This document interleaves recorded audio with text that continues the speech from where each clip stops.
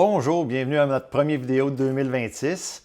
En premier lieu, là, je veux vous dire que ce week-end, dans la période que j'enregistre présentement, on a célébré notre 5e anniversaire pour la caisse privée. Donc, yeah! 5 ans! Je suis tout content. On a nos performances sur 5 ans maintenant. On est capable de se comparer sur un track record qu'on dit en bon français sur 1 an, 3 ans, 5 ans.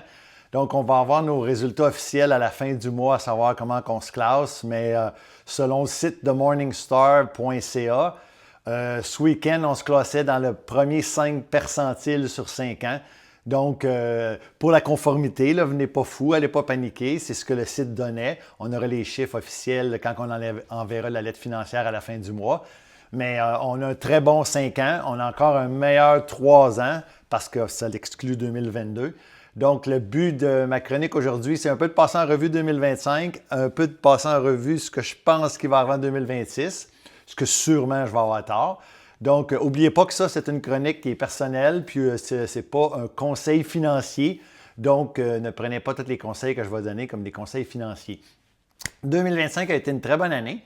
Ça a commencé un peu crackpot, puis après ça, on a eu les tarifs au mois d'avril, ce qui fait que ça s'est écroulé.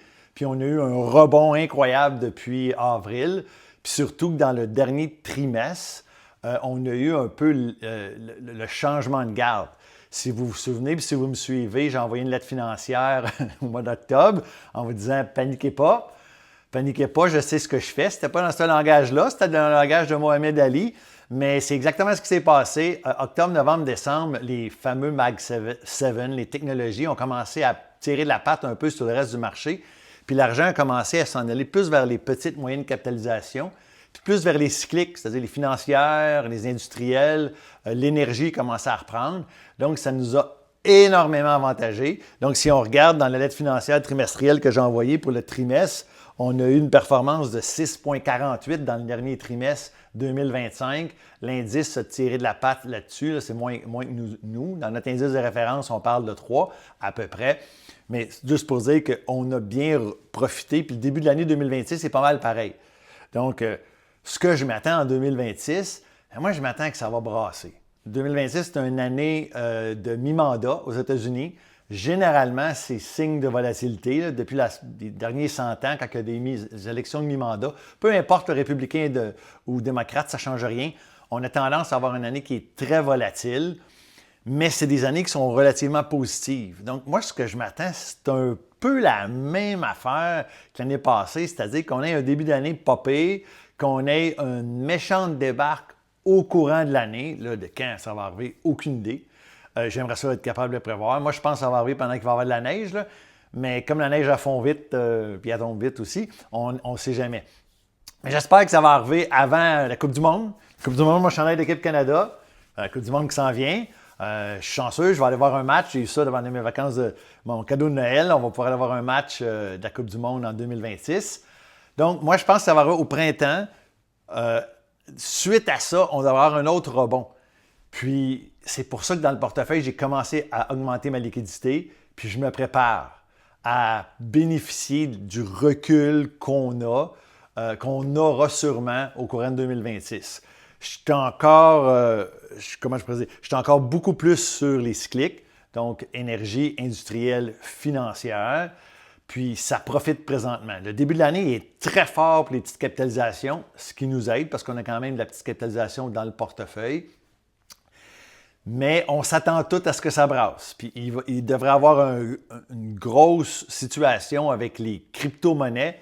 Le bill, excusez mon anglicisme, il n'a pas passé cette semaine, mais on s'attend à ce qu'il y ait une nouvelle loi qui passe aux États-Unis qui permette à accélérer ce qu'on appelle la tokenisation ou la jetonisation, je ne pense pas que ce soit un mot, qui va faire qu'on va avoir beaucoup de la finance en immobilier, en stock, en obligation qui va se mettre sur le blockchain, qui va changer un peu la manière qu'on fonctionne. Pour la majorité des gens, vous n'en verrez pas la différence, mais dans notre monde, ça va changer beaucoup la manière qu'on fonctionne en arrière de tout ça. On s'attend à ce qu'il y ait de plus en plus de titres à la bourse qui se transigent via la blockchain, donc qui pourraient commencer à se transiger 24 heures sur 24. Donc, c'est des changements qui s'en viennent rapidement, Vous allez entendre parler des cryptos cette année énormément. Je ne vous dis pas que c'est un conseil, c'est pas ça que je vous dis, c'est quelque chose qui s'en vient, c'est un fait. Il y a une grosse adaptation. Les grosses banques américaines ont toutes commencé à sauter là-dedans. Les banques canadiennes sont un peu en retard, incluant la note, mais ça, que voulez-vous? C'est des choses qui arrivent, mais c'est ce qui va s'en venir, ça va parler beaucoup. À un moment donné, je ferai une chronique pour expliquer un peu ce qui se passe là-dessus. Fait qu'on suit ça, on est impliqué de loin parce que c'est quand même une technologie puis un changement qui est rapide, mais qui cause de la volatilité dans les marchés, surtout dans ce marché-là. Fait que c'est un peu ce que je voulais vous dire. Je vais vous faire une autre chronique dans pas grand temps quand on aura nos chiffres pour nos 5 ans pour être plus officiel. Donc, sur ce, passez un bon début d'année. Ça a parti très fort. On va espérer que ça va continuer. Puis, partagez à vos amis. Puis, surtout ce week-end, allez pelleter. Puis, faites attention, il ne fera pas chaud. Fait que sur ce, passez une bonne journée. Merci, bye-bye.